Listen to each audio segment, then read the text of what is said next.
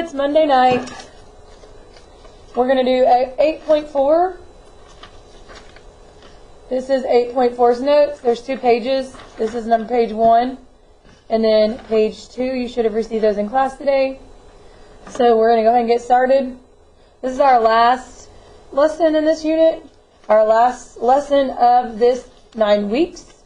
Because tomorrow we're going to be doing 8.4 homework in class. Then Wednesday we're going to be doing a review. And Thursday we're going to be testing. So it's quick. Let's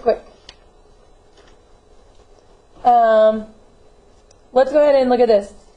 So on your transformations, y equals ax squared plus bx plus c.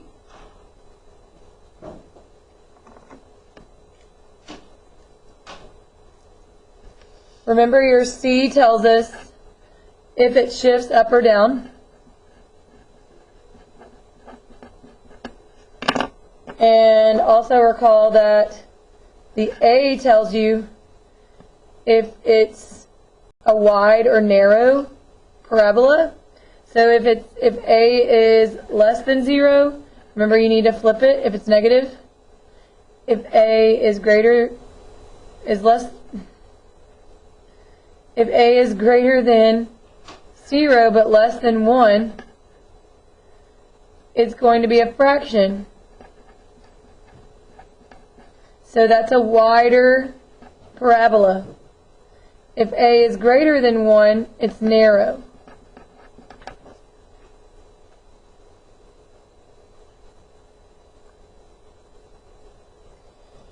So let's look ahead at, we're going to be matching some things here.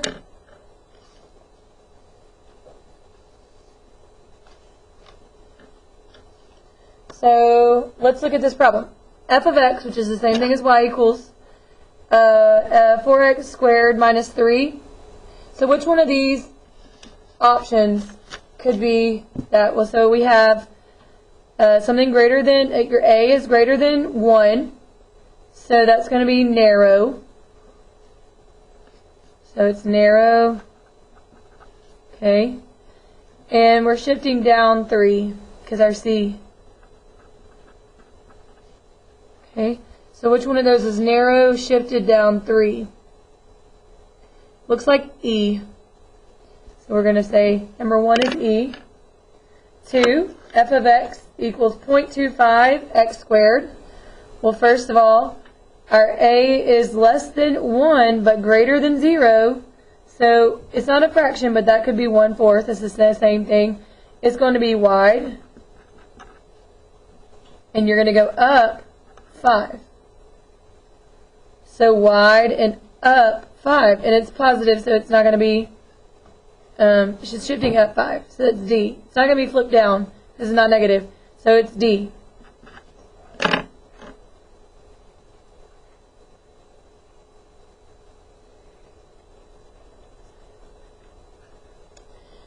Number 3 says f of x is negative, or here negative, so that means it's flipped. Negative 1/6, and so that's going to make it a fraction. It's flipped and wide. What's flipped and wide? Well, that's a. F of x equals negative 8, so that's flipped. And then it's less than, it's greater than 1. It's flipped but greater than 1 because it's an 8. So it's going to be flipped. Oh, but that doesn't have anything to do. It's greater than, we're not shifting because there's no C. Okay? So it's flipped. And it's narrow because it has a number in front of it that's more than 1. So it's flipped and narrow. So that's B.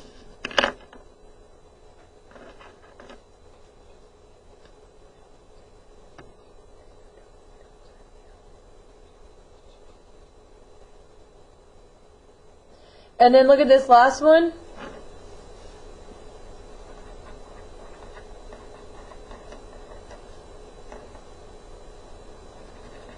The last one, see if you can figure that one out. Well, by process of elimination,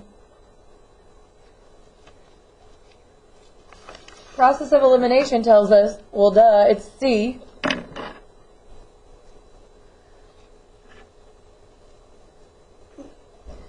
Well, let's look and see if that's true. It's negative. So, we've done A. We've done E.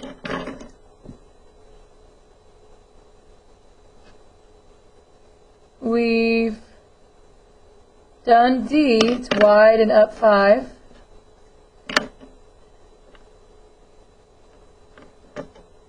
B and C.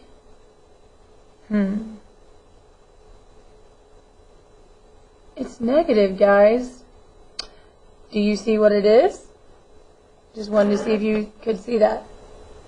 Yes, we've already used B. This is definitely B. It's not flipped, because look at that little bitty negative sign. Negative on a negative makes a positive. So negative times negative 5 halves is it positive 2 1/2. And it's x squared, so it's just going to be, it's definitely up, and it's going through 0, 1 1/2, so there you go, see? Alright, okay, so let's look at the second page here. Remember, C tells us if it shifts up or down, and A tells us if it's flipped, wide, or narrow.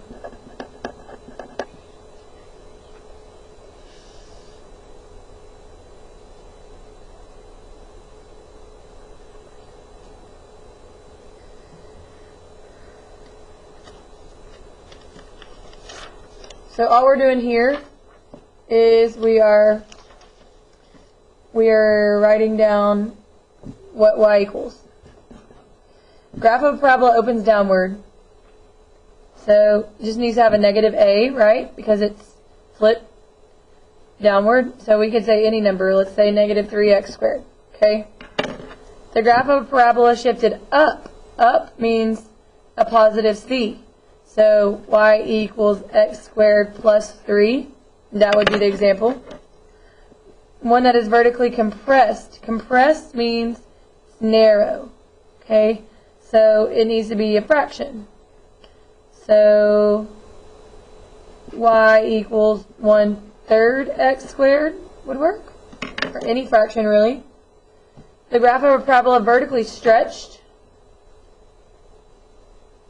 Oh, my bad. Vertically compressed means that it's wide. Vertically stretched means that it's narrow. I had those two mixed up. But we were right. So one that's wide is a fraction. One that's narrow is going to be a whole number greater than 1. So y equals 3x squared. That's an example of one. You could say 4x squared. Many different things there. The graph of parabola vertically stretched reflected across the x-axis. So that's going to be the same thing as flipped. That's a negative number. Okay. So y equals vertically stretched. So that's narrow. So it needs to be a whole number that's greater than 1. So 4x squared. And flipped over the x-axis, we need it to be negative.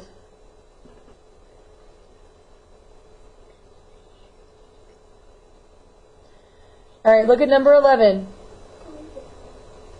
What's the same and what is different about the graphs? F of x is x equals x squared plus 3, and f of x equals 2x squared plus 3. Well, this one is moved up. They have the same shift, plus 3. But this one is going to be wider.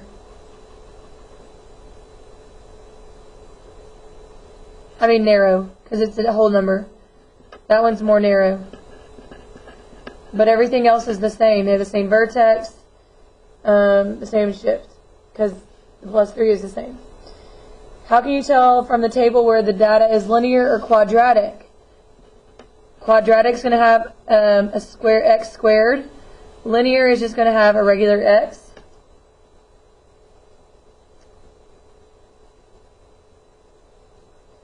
Explain how you know without graphing that the graph of f of x equals negative 1/9 x plus 12 looks like.